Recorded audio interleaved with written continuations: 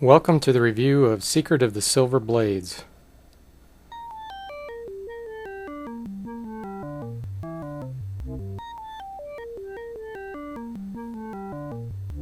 It was created and released by Strategic Simulations in 1990.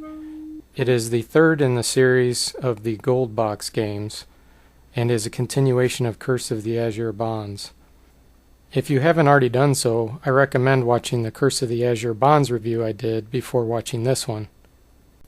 This story is about two twin brothers. One is a good paladin and one is an evil lich. The good brother cannot bear to kill his other brother, so he hires this band of adventurers called the Silver Blades to do this. So the game begins just like the other Gold Box games, where you have to create a party or add characters from an existing game. Here I've transferred my characters from Curse of the Azure Bonds. The game's intro is basically a story about how you as characters arrive at this location. And you're greeted by Priam, and you may notice that he was actually in Curse of the Azure Bonds. You're given some magic equipment right off the bat, which is a big help considering this game is much more difficult than the previous two.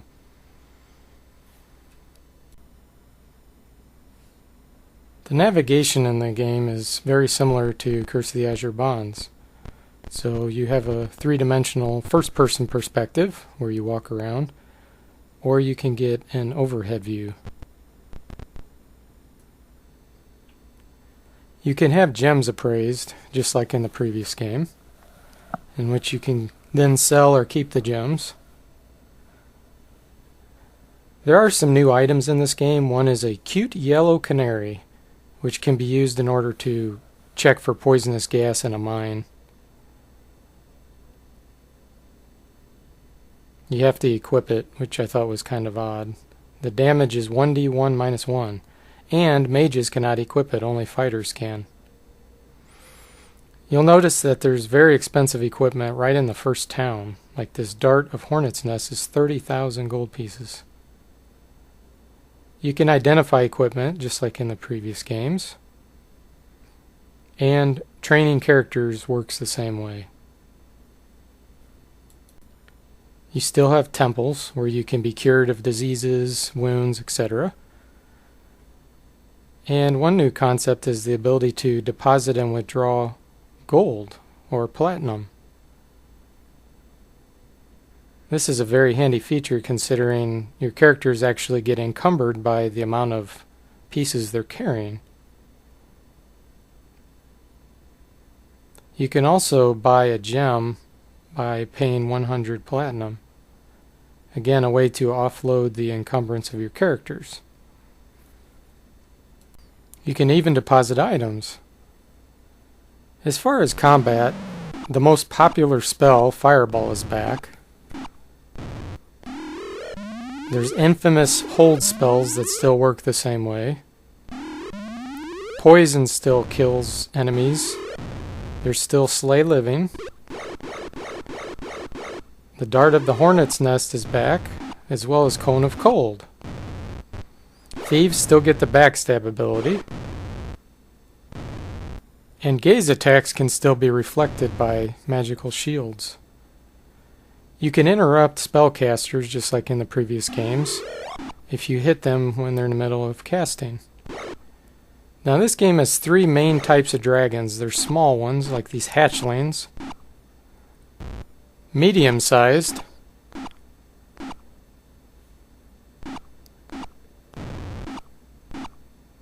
and the scary massive ancient dragons.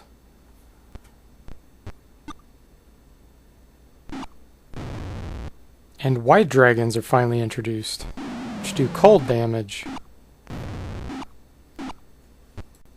I get the feeling this game was maybe rushed out the door, because there's a lot of graphics that are missing, such as close-up graphics. And in this case, here's an old man and they didn't even do a sprite graphic for him. Just pretty cheap in my opinion. Just to give you a feel, see they reused this graphic here from Curse of the Azure Bonds. And this graphic is actually the same from Pool of Radiance. Even the hill giant is from Pool of Radiance, and how boulders are thrown. The hammer graphics the same as well. Incidentally, in case you didn't know, you can pick up hammers you throw after combat. Even some of the same graphics in the backgrounds are reused all the time, such as these temple ones. I did like these new graphics of the ice. Pretty cool. And graphics are animated, just like in the previous versions. And all the text appears at the bottom of the screen.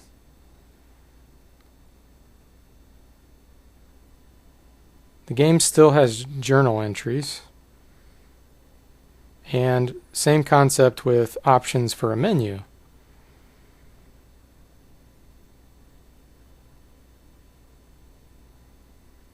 Make your choice and hit select.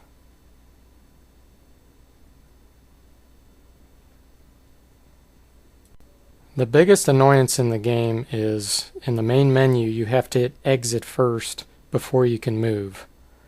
That's right, you can't just move, you have to hit exit. Another thing I'm not too fond of the game is you actually become a glutton. There's so much money in this game, you become overloaded. There is some expensive equipment in the game where you can spend all this money, but the selection's very limited. You can also find areas where you can dig to get gems. Again, just giving you a feel that you're a total glutton. Now, one cool feature in the game is there's these teleporters all over the place, and you have to open them before you can use them. But it allows you to get around to various areas in the game without having to backtrack all the way through caverns and mazes. Another really cool feature is sometimes you're randomly asked to be escorted back to a town if you're in the middle of a maze. That's fantastic for saving time. There's a well which will give you information in exchange for gems. And another really useful thing in this game is that thieves are finally put to better use. There's treasure chests that are trapped and pathways trapped all over in the game. I always felt like the thief wasn't a very useful class in the previous games. Some new monsters make appearance in the game, such as Umber Hulks. They actually take up 4 squares, even though they look like they would only take up 2. There's Iron Golems, which the only spell that works on them is Lightning Bolt, which incidentally slows them. There's Hydra. There's a Remorhaz, which I never got close enough to let it hit me, but I think it kills you in one hit. There's a new spell called Bark Skin, which is a druid spell. There's a death spell, which instantly kills a certain number of creatures based on their hit dice. It won't work on tougher creatures. There's Flesh to Stone. Instantly kills an enemy. Disintegrate does the same thing. There's a new Harm spell, which does extreme amount of damage, basically reduces all their hit points except for 1 to 3. Heal spell's the opposite. It heals all hit points except for 1 to 3. There's Delayed Blast Fireball, which does the same damage as Fireball, but you can control when it actually explodes. Very interesting. And the other thing is it's instantly cast, so there's no delay like regular Fireball. There's Power Word Stun, which is hit point based instead of saving throw based. And there's a new spell called Stone to Flesh, which can finally get rid of a character that's petrified. You don't have to go to the temple anymore. There's a new spell, Charm Person or Mammal, which seemed to never work for me on any kind of mammal creature. I finally got it to work on a person once, but it just seems very useless. There's Mass Invisibility, which I thought didn't work at first, until I realized your characters can't be standing right next to an enemy. You can also cast it outside of combat, which is definitely preferred. Now, one spell where I had to say WTF was Bark Skin actually heals your characters. Yes, that's right. It doesn't increase armor class like it says it does. It heals you. There's a Globe of Invulnerability, which is the same as Minor Globe, only it'll protect from level 4 spells and below. To demonstrate, I cast Globe of Invulnerability on Senzen, and then Ice Storm, which is a level 4 spell. You'll notice he did not get injured, but for some reason Hold Person goes right through it, which is a level 3 spell. I don't understand that.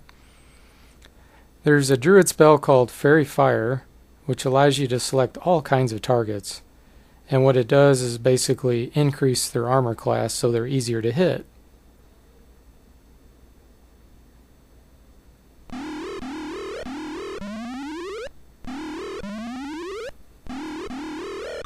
There's all kinds of new and exciting equipment, such as an Elixir of Youth, which will reduce your age, of course. There's a Periop of Health, which I found makes you immune to disease. There's a Stone of Good Luck. You can find +5 equipment, which incidentally is the highest plus you can get in Dungeons & Dragons. And the game has all kinds of mini-quests. Here we're told we need to find this staff. So we go in this mine and go all over the place looking for pieces of it. Eventually you collect all the pieces and head back to this dwarf, and you get a lot of experience, and you're told you are finally now Silver Blades. So now your real mission begins. NPCs can join you in the game. This guy really sucked. But Vala, she was awesome.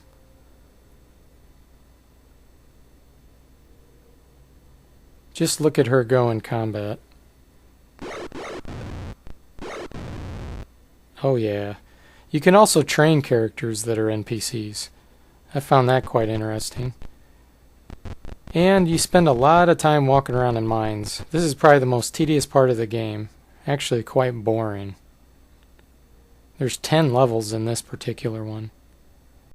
The game has some quirkiness and quite a few bugs. Here, for example, we walk through a malfunctioning gate, take all this damage, and we get experience. So just like in real life, sometimes making dumb decisions gives you experience. This was a rather weird bug. It says I'm fighting some wyvern, and so it takes me to combat.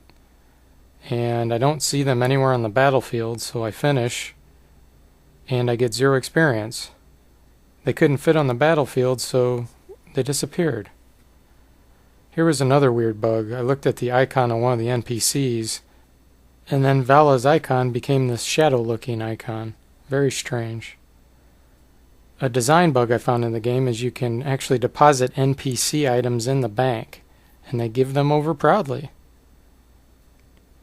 So in closing, I'd just like to say the overall experience of Seeker of the Silver Blades is a good one.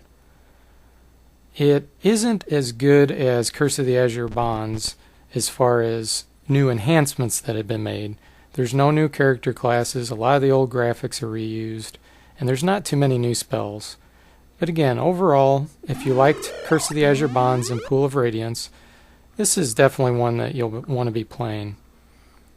So I hope you enjoyed the review, and I'll see you next time.